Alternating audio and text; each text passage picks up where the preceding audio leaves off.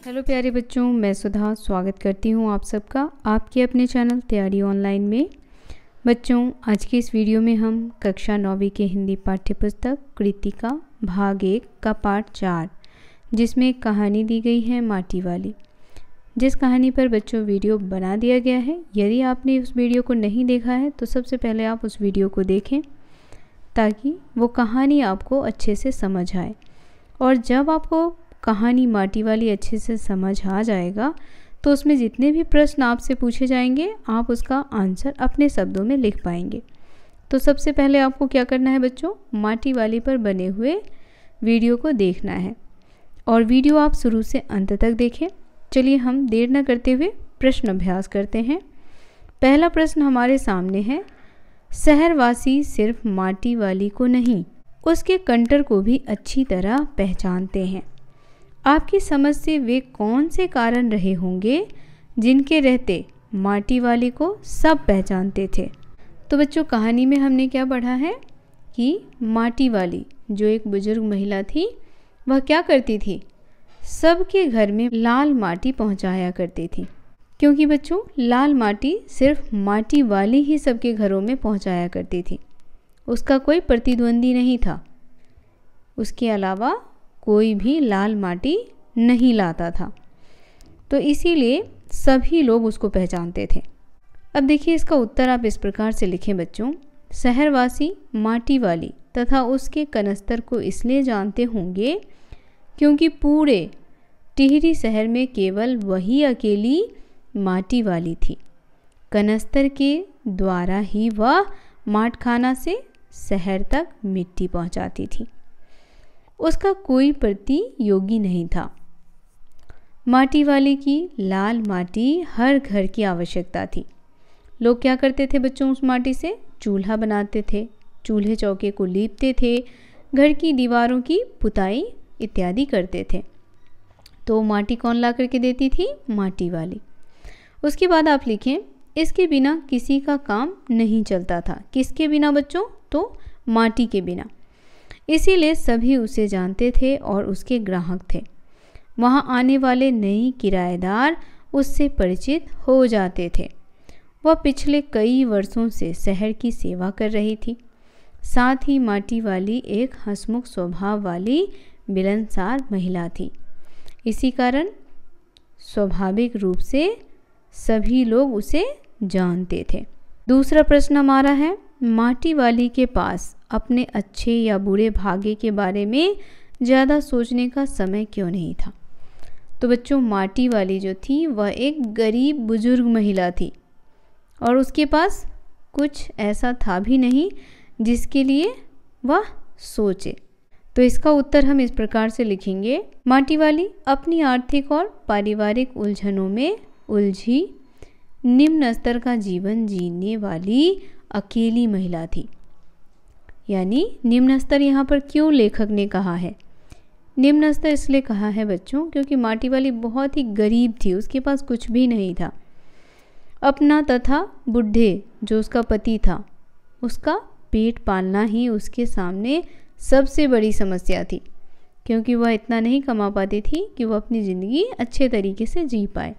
सुबह उठकर माटखाना जाना और दिन भर उस मिट्टी को बेचना, इसी में उसका सारा समय बीत जाता था। इसी काम के बदले में मिले पैसे ही उसकी कमाई का एकमात्र साधन था। तो माटी बेच करके वो जो पैसा कमाती थी उसी से उसका जीवन चलता था। अपनी इसी दिनचर्या को वह नियति मानकर अपना जीवन बिता रही थी।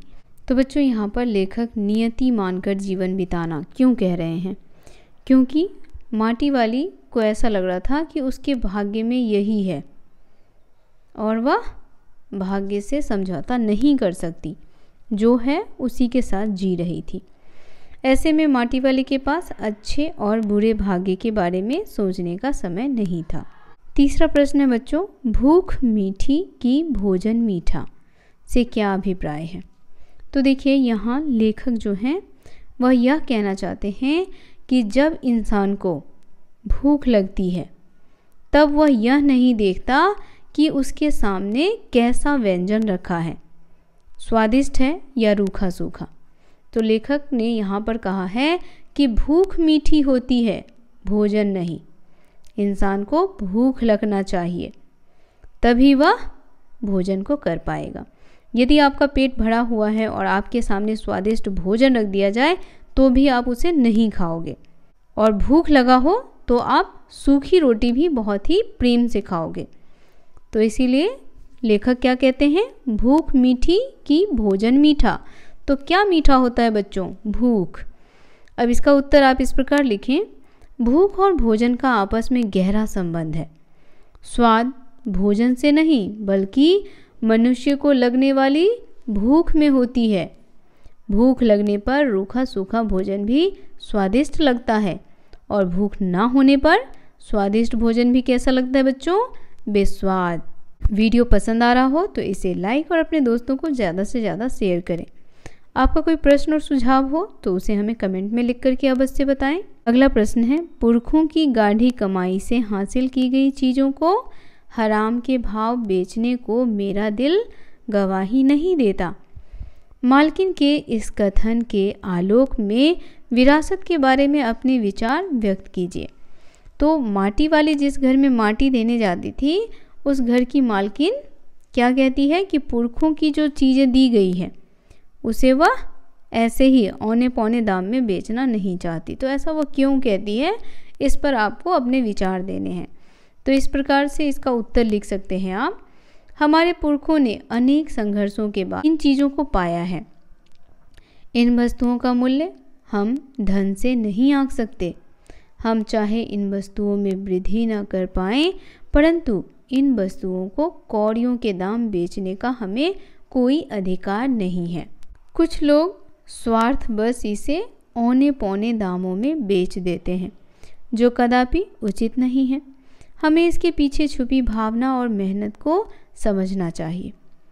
यहाँ पर घर की मालकिन के विचार वाकई में प्रशंसा के काबिल हैं, जो अभी तक अपने पुरखों की विरासत को संभाले हुए तथा उनका मूल्य समझती है। पुरखों से मिली विरासत आने वाली पीढ़ी के लिए प्रेरणा स्रोत भी होती है। 5वां प्रश्न है बच्चों, माटी वाली का रोटियों का इस तरह हिसाब लगाना उसकी किस मजबूरी को प्रकट करता है। तो हमने कहानी में क्या पढ़ा है कि माटी वाली बहुत ज़्यादा गरीब होती है। उसके पास इतने पैसे नहीं होते कि वह स्वयं के लिए 2 वक्त की रोटी जुटा पाए, है ना। तो इसलिए जब उसे कोई खाने के लिए रोटी देता है तो वह क्या करती है, कुछ रोटी खुद खाती है और कुछ रोटी अपने पति के लिए बचा करके ले जाती है। तो इसका उत्तर लिखेंगे हम, माटी वाली का रोटियों का हिसाब लगाना उसकी गरीबी, चिंता, फटेहाली और आवश्यकता की मजबूरी को प्रकट करता है। माटी वाली दिन भर के अथक परिश्रम के बाद भी इतना नहीं कमा पाती थी कि उससे वह अपना तथा अपने बूढ़े बीमार पति का पेट भर सके। यह माटी वाली की व्यवस्था ही थी कि रोटियों का हिसाब लगाकर वह स्वयं खाती थी तथा बाकी बची रोटियां अपने बीमार बूढ़े पति के लिए रख लेती थी। अगला प्रश्न हमारे सामने है, आज माटी वाली बूढ़े को कोड़ी रोटी नहीं देगी। इस कथन के आधार पर माटी वाली के हृदय के भावों को अपने शब्दों में लिखिए। तो देखिए, इसका उत्तर लिखेंगे, माटी वाली का अपने पति के लिए रोटियां बचाकर ले जाना और उसे साग के साथ खिलाना उसका अपने जीवन साथी के प्रति अटूट प्रेम, जिम्मेदारी, समर्पण तथा कर्तव्य निष्ठा के भाव को बताता है कि वह किस प्रकार अपने बूढ़े पति से प्यार करती है, उसकी जिम्मेदारियों को उठाती है, किस प्रकार वह उसके प्रति समर्पण है। वह अपने पति के स्वास्थ्य एवं स्वाद दोनों की बहुत चिंता करती है। वह हर हाल में अपने पति को खुश देखना चाहती है। इससे उसकी बूढ़े के प्रति दया, वात्सल्यता और सहानुभूति प्रकट होती है। अगला प्रश्न है, गरीब आदमी का शमशान नहीं उजड़ना चाहिए। इस कथन का आशय स्पष्ट कीजिए। तो ऐसा लेखक ने क्यों कहा है कि गरीब आदमी का शमशान नहीं उजड़ना चाहिए। ऐसा इसलिए कहा है बच्चों, क्योंकि जब टिहरी बांध बनाया जा रहा था तो उसमें बहुत सारे गरीब लोगों का घर जो है छिन गया था। तो इसलिए लेखक यहाँ कहते हैं कि गरीब आदमी का शमशान नहीं उजड़ना चाहिए। इस कथन का आशय यह है कि गरीबों के रहने का आसरा नहीं छीनना चाहिए। एक दिन माटी वाली जब मजदूरी करके घर पहुंचती है तो उसके पति की मृत्यु हो चुकी होती है। अब उसके सामने विस्थापन से ज़्यादा पति के अंतिम संस्कार की चिंता होती है। बांध के कारण सारे शमशान पानी में डूब चुके होते हैं। यहाँ तक कि उसकी झोंपड़ी पर उसके अधिकार भी समाप्त हो चुका था। अब उसके लिए घर और शमशान में कोई अंतर नहीं रह जाता। इसी दुख के आवेश में वह यह वाक्य कहती है। अगला प्रश्न है, विस्थापन की समस्या पर एक अनुच्छेद लिखिए। विस्थापन की समस्या क्यों उत्पन्न हुई थी? तो जब टिहरी बांध बन रहा था तो लोगों को वहाँ से दूसरी जगह दिया गया था ताकि वो वहाँ पर घर बना करके रह सके। तो विस्थापन की जो समस्या है उस पर आपको अनुच्छेद लिखना है। तो इस प्रकार से इसका उत्तर लिख सकते हैं। विस्थापन का अर्थ है किसी स्थान पर बसे हुए लोगों को कहीं से बलपूर्वक हटाना और वह जगह जबरदस्ती या कुछ मुआवजे देकर उससे खाली करवा लेना। आज विकास और प्रगति के नाम पर कई लोगों को अपनी जड़ों को छोड़कर जाना पड़ता है। उनके सामने रोजगार और घर की समस्या उत्पन्न हो जाती है। ऐसा नहीं है कि सरकार विस्थापनों को बसाने के लिए कोई कदम नहीं उठाती। सरकार तो बहुत मदद करती है, लेकिन परंतु ये सारी सुविधाएं अपर्याप्त होती हैं, उन तक पहुंच नहीं पाती। बिचौलिए इसका फ़ायदा उठा लेते हैं।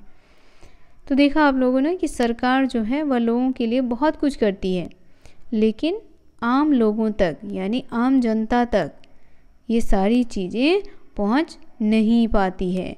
वह इन सब चीज़ों से क्या रह जाते हैं? अनभिज्ञ रह जाते हैं। तो इस तरीके से आप इस प्रश्न का उत्तर लिखेंगे। वीडियो कैसा लगा कमेंट करके बताना बिल्कुल ना भूलें बच्चों। ये वीडियो यहीं समाप्त होता है। यदि आपका कोई प्रश्न और सुझाव हो तो उसे कमेंट करके बताएं।